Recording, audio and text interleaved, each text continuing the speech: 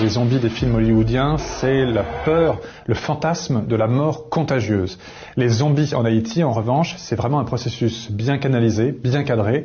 C'est une justice réalisée sur les vivants qui font du mal par des sociétés secrètes. Il y a pas mal de types de zombies en Haïti. Le zombie classique, c'est quelqu'un qui fait du mal dans la société. C'est un violeur, un voleur, un captateur d'héritage, un assassin.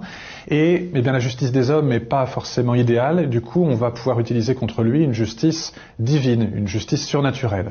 Cette personne va être convoquée 7 fois de suite devant des sociétés secrètes, Champouel, Cochon-Gouy, Cochon-Mahon, Bizango, qui se disent les descendants des esclaves révoltés contre les Français à la toute fin du XVIIIe siècle. Si au fur et à mesure, eh bien, elle prouve qu'elle est totalement innocente, eh bien, on va lui dire c'est bon, tu peux partir, il ne te sera fait aucun mal. Si malgré tout cette personne persiste et signe, eh bien, on va lui dire qu'elle va être condamnée à une peine pire que la mort. Et cette peine, c'est la zombification. Elle va être droguée un jour, sans savoir exactement quel jour. On lui met une drogue dans ses chaussures, par exemple, dans ses vêtements. C'est un composé à base de foufou, de fougou. C'est un poisson, le poisson globe, qui est entièrement toxique. Et ça va provoquer un état assez second pour l'individu. Le seul problème, c'est que c'est une drogue, la tétrodotoxine, la substance active de ce poisson ne passe pas à travers la peau. Donc il faut rajouter d'autres produits, et notamment de la bave de crapaud, du jus de vipère, des extraits végétaux. La personne va se gratter un tout petit peu, et en se grattant, le poison va pénétrer à l'intérieur du corps. Ça se passe vers 6 heures du matin. Vers 11 heures midi, la personne est en état de mort apparente. Elle est intoxiquée. Le rythme cardiaque est fortement diminué, le rythme respiratoire est diminué, la température corporelle est diminuée. Elle a les yeux grands ouverts, elle voit tout, elle entend tout, elle comprend tout.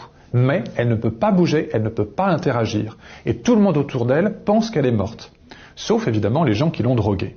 Cette personne va être allongée, il va y avoir des funérailles assez rapides, elle va être mise dans un cercueil avec un verre au niveau du visage, et les gens vont venir la voir, vont venir lui parler, notamment ceux qui l'ont droguée, vont lui dire « Retiens bien mon visage, car c'est moi qui t'ai drogué, désormais tu es mon esclave, tu m'appartiens, à partir de maintenant, tu es un zombie ». Et puis, cette personne-là va être enterrée. J'ai rencontré quelques zombies qui se sont échappés. Ils m'ont raconté la fermeture du cercueil, les pelletées de terre qui tombent sur cette vitre jusqu'à l'obscurité totale dans le fond de la sépulture, ou encore le crissement, le crrrr du cercueil qu'on pousse sur le béton à l'intérieur de la logette funéraire dans le cimetière. Et puis, le temps va passer. 1 heure, 2 heures, 3 heures, on est à la fin de la journée. Vers minuit, 1 heure, 2 heures du matin, le sorcier, le bokor, va venir ressortir le cercueil, il va profaner la sépulture, et avec ses aides, qu'on appelle des loups-garous, il va briser le cercueil, sortir le corps de ce qu'il faut bien appeler désormais un zombie, flageller cette personne avec des herbes, histoire de rompre non pas la rigidité cadavérique, mais la raideur musculaire qui s'est installée. Et puis c'est aussi une façon de lui dire que maintenant tu es un esclave et je commence à te donner des coups de fouet. On va également lui donner un antidote, du concombre zombie en l'occurrence, qui va diminuer un tout petit peu cet état de mort apparente. Et puis on va lui changer son nom. D'ailleurs elle n'aura plus de nom, elle n'aura plus qu'un prénom, comme les esclaves du temps passé. Et dans la nuit, cette personne va être transportée à l'autre bout de l'île et elle va aller désormais vivre une autre vie, une vie de zombie, dans un champ de canne à sucre, dans une rizière, dans une usine ou au service propre d'un bokor.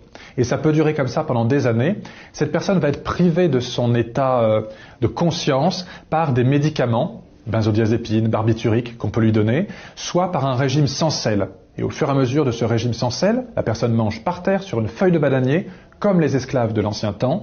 Eh bien, elle va développer un œdème cérébral qui va faire qu'elle va perdre tout état non seulement de conscience, mais surtout, elle va être dans un état de hébétude permanente. Aucun libre arbitre. C'est ça ce qu'on appelle un zombie. C'est vraiment une procédure juridique, religieuse, mystique. Mais attention, certains s'en servent aussi de façon dévoyée. J'ai rencontré 2 zombies qui, eux, se sont fait zombifier, non pas par cette coutume classique et bien organisée, mais par leur belle-mère ou par leur mari qui souhaitait se débarrasser d'eux. Ça, c'est ce qu'on appelle des zombies criminels, non pas des zombies juridiques. Certains zombies arrivent à sortir de ce cercle infernal, généralement parce qu'il y a une catastrophe qui se produit. Un tremblement de terre qui fait s'effondrer la maison du bokor, un ouragan ou autre chose, et eux étaient en train de travailler dans les champs. Alors forcément, leur maître ou leur maîtresse meurt, et ils vont devoir s'alimenter tout seuls, et là, ils vont pouvoir s'alimenter avec ce qu'ils vont trouver sur place, de l'arachide, du maïs, du manioc ou autre, et là, il y aura un peu de sel. Et puis également, si leur maître meurt, eh bien, on ne va plus leur donner cette charge quotidienne de médicaments médicaments psychotropes. Donc au fur et à mesure, ils vont récupérer une petite partie de leur conscience. Ce qui restera en revanche, c'est ce grand trouble psychiatrique, le fait d'avoir été enterré vivant dans un cercueil sans savoir si oui ou non on va s'en sortir.